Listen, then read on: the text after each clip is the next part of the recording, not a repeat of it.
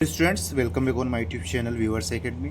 आज हम class 10 maths में चैप्टर थर्ड स्टार्ट करने वाले हैं, जिसमें मैं आपको इस वीडियो में हम इंट्रोडक्शन देखने वाले हैं। चैप्टर थर्ड में हमें इंट्रोडक्शन में क्या क्या कवर करना है। सो स्टूडेंट्स, सबसे पहले हम चैप्टर का नाम समझते हैं थोड़ा सा। क्या है यहाँ पर? लीनियर इक्वेशंस इन टू वेरिएबल्स। स्टूडेंट्स, यहाँ पर वर्ड दे रखा है आपको linear equation. Which one? Linear equation. Variables कितने यहाँ पर? टू वेरिएबल्स के फॉर्म में रहेगा। सो ऑलरेडी मैंने आपको यहाँ पर स्टैंडर्ड फॉर्म लिख दिया है। दोनों इक्वेशन का स्टैंडर्ड फॉर्म किस फॉर्मेट में रहने वाला है। Student, standard form is a1x plus b1y plus c1 equals to 0 at 2x plus b2y plus c2 equals to 0। थोड़ा सा इसको एग्जाम्पल के थ्रू समझते हैं। फॉर एग्जाम्पल, हमारे पास इक्वेशन है 2x plus 3y plus 1 equals to 0, 4x plus 7y plus 3 equals to 0। For example, हमारे पास इक्वेशन है। कैसे हम स्टैंडर्ड फॉर्म समझते हैं? देखिए, यहाँ पर x एंड y है। सो यहाँ पर भी x एंड y है। यहाँ पर नीचे भी देख सकते हैं x एंड y। दोनों में पहले वेरिएबल देख लेते हैं। टू वेरिएबल्स हैं, x और x। यहाँ पे भी y और y है। सो स्टूडेंट्स, यहाँ पर हम देख सकते हैं x के आगे वाले जो नंबर्स है वो a1 और a2 की वैल्यू मीन्स 2 जो है वो a1 की वैल्यू है। y के आगे हो जाएगा b, so b1 and constant c means c1। Same year x के आगे जो है a2 की वैल्यू हो जाएगी, ये आपकी हो जाएगी b2 की वैल्यू, और ये आपकी हो जाएगी c2 की वैल्यू।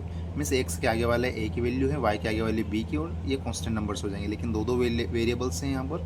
x दो बार है तो वैल्यू हमने a1 a2, y दो बार है तो b1 b2 and c1 c2 नाम दिया है। सो ये आपका हुआ स्टैंडर्ड फॉर्म की इक्वेशन आपकी सारी किस फॉर्मेट में आएगी? इस फॉर्मेट में आने वाली है।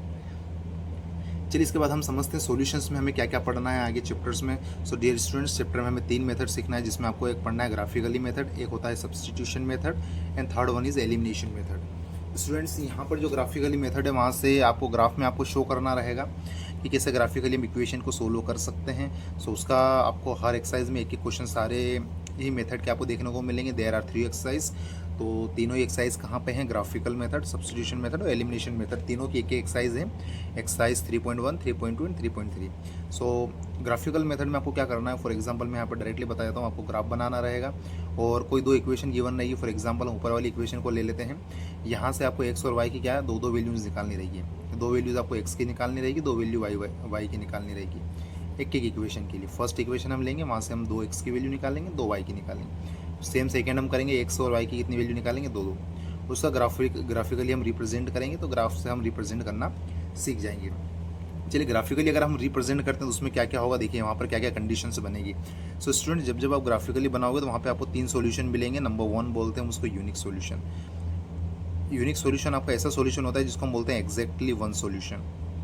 एग्जैक्टली कौन सा सॉल्यूशन होता है? एग्जैक्टली वन सॉल्यूशन होता है। इसमें क्या होगा?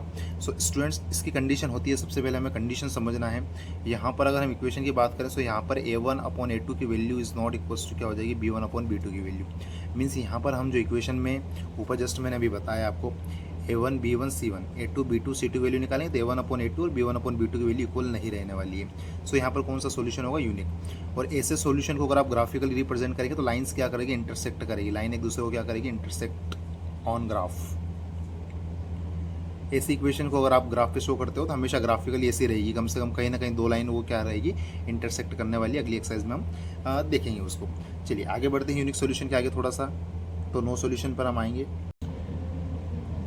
नेक्स्ट आगे यूनिक सॉल्यूशन की अगर आगे बात करें हम, तो नो सॉल्यूशन एक कंडीशन बनेगी हमारी, जो ग्राफिकली शो अगर हम करेंगे तो एक कंडीशन होती है नो सॉल्यूशन वाली। स्टूडेंट्स, पहले हम समझते हैं नो सॉल्यूशन कब कब होगा, किस टाइप की इक्वेशन में क्या सॉल्यूशन रहेगा। सो नो सॉल्यूशन के लिए आपको कंडीशन होती है a1 upon a2 is equals to b1 upon b2। Students, यहाँ पर a1 upon a2 b1 upon b2 value equal होती है, लेकिन not equals to c1 upon c2। लेकिन c1 अपॉन c2 की वैल्यू इक्वल नहीं होती है। ग्राफ पे अगर ऐसे सॉल्यूशन को आप करोगे तो लाइन्स आर पैरेलल। लाइन्स कैसी रहेगी? यहाँ पर पैरेलल रहने वाली है। लाइन्स आर पैरेलल मीन्स जब जब ऐसे सॉल्यूशन आएंगे वो ग्राफ पे शो करो, लाइंस आपकी कैसे? पैरेलल बनेगी।